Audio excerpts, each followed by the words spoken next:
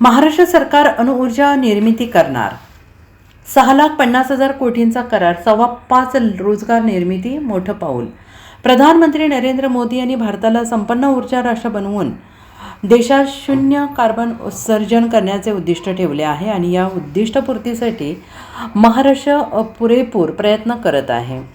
स्वच्छ ऊर्जा निर्मिती क्षेत्रात राज्यात येणारी गुंतवणूक ही देशाला संपन्न ऊर्जा राष्ट्र बनवण्यासाठी निश्चितच बळ देणारी ठरणार आहे, असा विश्वास मुख्यमंत्री देवेंद्र फडणवीस यांनी व्यक्त केला आहे. राज्यात अणुऊर्जा निर्मिती क्षेत्रामध्ये गुंतवणूक करण्यास इच्छुक असलेल्या कंपन्यांना शासनाच्या वतीनं संपूर्ण सहकार्य करण्यात येईल, अशी ग्वाही यावेळेस मुख्यमंत्र्यांनी दिली आहे.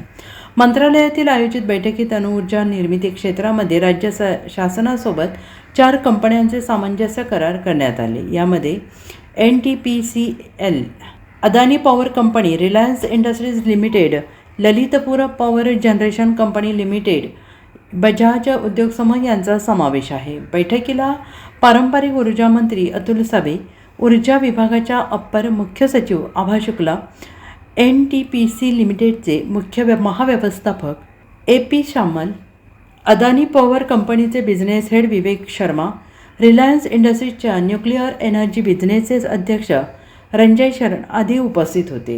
मुख्यमंत्री देवेंद्र फडणवीस यांनी म्हटलेलं आहे की राज्यामध्ये स्वच्छ ऊर्जा निर्मिती क्षेत्रात मोठ्या संधी आहेत. स्वच्छ ऊर्जा निर्मितीमध्ये अणुऊर्जा ही अत्यंत महत्त्वाची आहे. या क्षेत्रात होत असलेल्या गुंतवणुकीतून राज्य ऊर्जा निर्मितीमध्ये अधिक वेगाने प्रगती करणार आहे. ही गुंतवणूक केवळ ऊर्जा निर्मितीसाठीच लाभाची नसून त्यामुळे रोजगाराच्या संधी उपलब्ध होणार आहेत.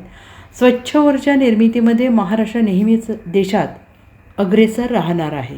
कंपन्यांनी प्रकल्पाच्या जागांचे सर्वेक्षण करावे. या कामी राज्य शासनाचा संबंधित विभाग त्यांना सहकार्य करेल, असे मुख्यमंत्री फडणवीस यांनी म्हटलेलं आहे. या प्रसंगी ऊर्जा विभागाच्या अप्पर मुख्य सचिव आभा शुक्ला आणि कंपन्यांच्या संबंधित अधिकाऱ्यांमध्ये करारांचे आदानप्रदान करण्यात आले. Bureau report, SBN Marathi, Mumbai.